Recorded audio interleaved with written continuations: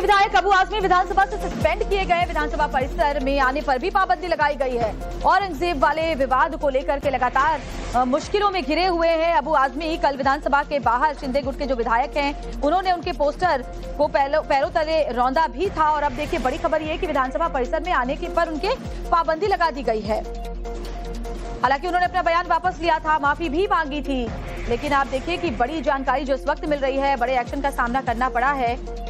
SP नेता अबू आजमी को विधानसभा से निलंबित कर दिया गया। पूरे सत्र के लिए उन्हें विधानसभा से निलंबित किया गया है और साथ ही सत्र से निलंबन के साथ साथ विधानसभा के परिसर में आने पर भी उनके रोक लगा दी गई है।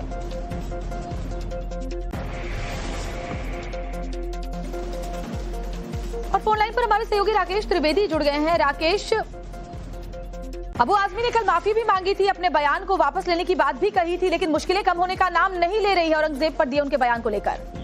जी निश्चित तौर पे एक तरफ जहां पर अबू आजमी ने अपनी माफी मांगी थी, अपने बयान को वापस लेने के लिए कहा था, लेकिन उनकी मुश्किलें जो है कम नहीं, क्योंकि लगातार जो सत्ता पक्ष है वो उन्हें इस मसले पर घेरने की कोशिश कर रही थी। और खुद एकनाथ शिंदे ने भी ये मांग की थी कि इनके खिलाफ देशद्रोह का मुकदमा चलाया जाए और इन्हें बर्खास्त किया जाए, इस विधानमंडल का जो सत्र है इससे बर्खास्त किया जाए। जिसके बाद विधानसभा स्पीकर ने ये फैसला सुनाया और अबू आजमी को इस पूरे सेशन के लिए निलंबित किया गया है। और यहाँ तक कि उन्हें विधानसभा परिसर में आने पर भी पाबंदी लगाई है। तो ये 28 मार्च तक जो है ये विधानसभा का जो बजट सेशन है ये चलना है और अभी 28 मार्च तक जो है अबू आजमी अपने दिए गए बयान के चलते विधानसभा परिसर में नहीं आ पाएंगे और जो अधिवेशन चल रहा है इसमें वो हिस्सा नहीं ले पाएंगे।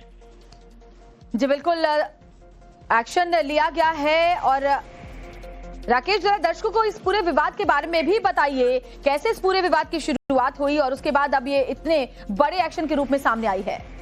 देखिए, अबू आजमी जब विधानसभा से पहले दिन बाहर आ गए तो उसके बाद में मीडिया से बातचीत करते समय उन्होंने औरंगजेब का गुणगान करना शुरू कर दिया। उन्होंने औरंगजेब को एक बेहतर शासक बताया और ये बताया कि गलत इतिहास जो है वो सरकार लोगों को बताना चाहती है। इसी के बाद में जो पूरा मुद्दा है वो गरमाया। सरकार ने भी पलटवार किया और कहा कि औरंगजेब की कोई तारीफ कैसे कर सकता है। खासतौर से महाराष्ट्र जो छत्रपति शिवाजी महाराज की भूमि गई है, उनकी कर्मभूमि गई है। एक ऐसा शासक औरंगजेब जिसने कई हिंदू मंदिर तोड़वाए, कई लोगों को सताया, कई सारी जो है उसने टैक्स लगाए थे अपने सत्ता के कार्यकाल के दौरान। ऐसे किसी शासक को जो है कोई अपना कैसे उसको जो है एक हीरो बना सकता है, कैसे उसका महिमा मंडन कर सकता है। और इसी के बाद में जो है ये पूरी कार्रवाई की शुरुआत की गई थी। विधानसभा में उनके खिलाफ कार्रवाई की मांग की गई थी और इस मांग को स्वीकारते हुए विधानसभा अध्यक्ष जो है उन्होंने ये मांग को स्वीकारते हुए ये फैसला सुनाया कि अबू आजमी जो है इस सत्र तक निलंबित किए जाएंगे। इसके अलावा राकेश, हमने कल देखा था शिंदे गुट के जो विधायक है वो पैरों तले अबू आजमी के पोस्टर्स को रौंदते हुए भी नजर आए थे।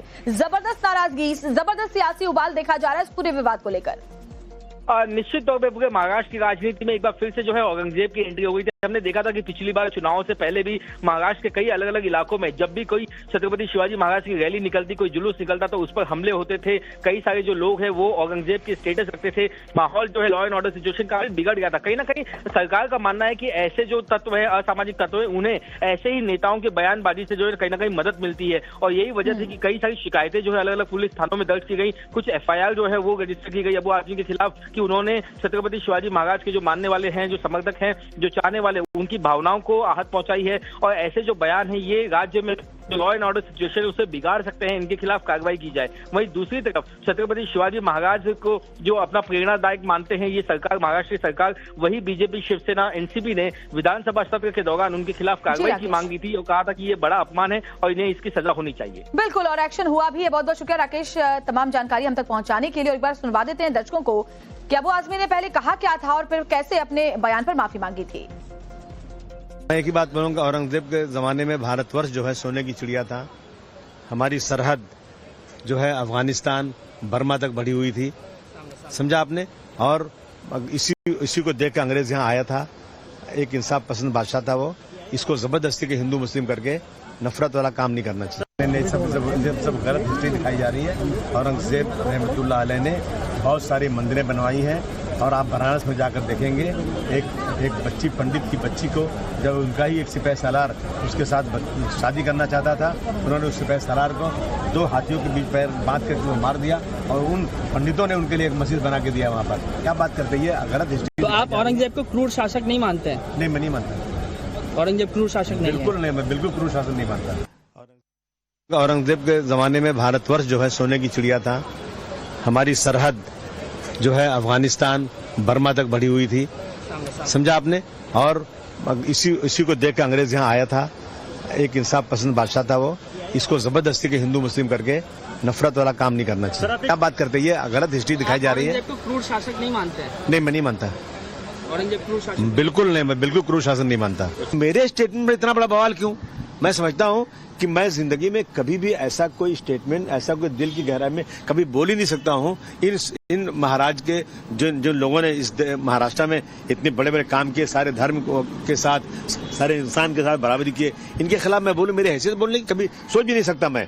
लेकिन अगर इसके बाद भी अगर किसी को ऐसा लगता है कि मैंने इस तरह की बातें बोली हैं और जिससे किसी को आहत हो रहा है, तो मैं अपने स्टेटमेंट को वापस लेता हूं।